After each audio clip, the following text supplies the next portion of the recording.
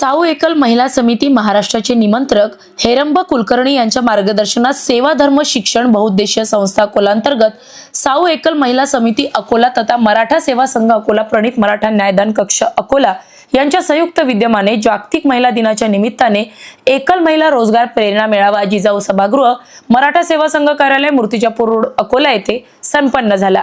या मेळाव्यात उद्घाटनपर महिलांना मार्गदर्शन करताना जिल्हा महिला व बाल विकास अधिकारी गिरीश पुसतकर यांनी शासनाच्या विविध योजना राबवण्यात येत आहेत त्या योजनांची सविस्तर माहिती देऊन लाभ घेण्याचे आवाहन केले आहे।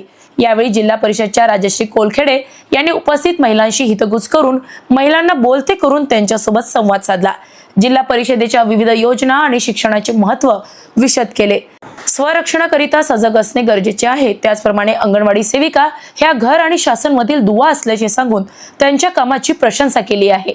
या एकल महिला रोजगार प्रेरणा मेळाव्यामध्ये महिला आर्थिक विकास महामंडळाच्या अधिकारी नेहल शेख, सेंट्रल ग्रामीण स्वयंरोजगार प्रशिक्षण संस्थांचे संचालक विद्याशंकर तथा रश्मी घाटोळ, कॉन्स्टेबल सुरेखाताई ठोसर, अध्यक्ष आयटेक अकोला, मिटकॉन प्रकल्प अधिकारी प्रभाकर चौधरी, उमेद महाराष्ट्र राज्य ग्रामीण जीवनोन्नती अभियान अकोलाचे जिल्हा अभियान व्यवस्थापक नरेंद्र काकड यांचे मार्गदर्शन लाभले आहे। या कार्यक्रम आयोजन करिता सुरेखाताई ठोसर यांचे मोलाचे मार्गदर्शन लाभले। मराठा सेवा संघाच्या उपाध्यक्षा डॉक्टर सीमाताई तायडे यांनी महिलांच्या आरोग्याविषयी समस्या व त्यांचे निराकरण केले। त्यांनी पॉवर पॉइंट प्रेझेंटेशनद्वारे आरोग्याविषयी माहिती दिली।